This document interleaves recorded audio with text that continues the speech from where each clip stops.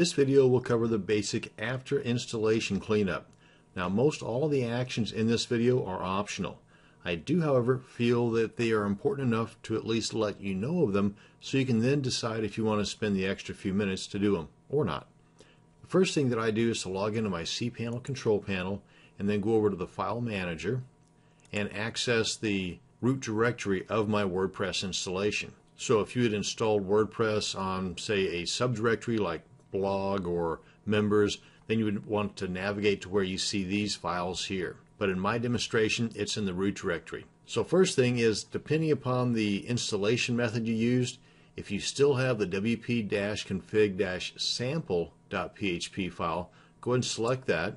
And there's a couple other ones in here too. Hold the control key down on your keyboard if you're on a PC and select the readme.html and the license.txt. These are just files you don't need. And then click on Delete.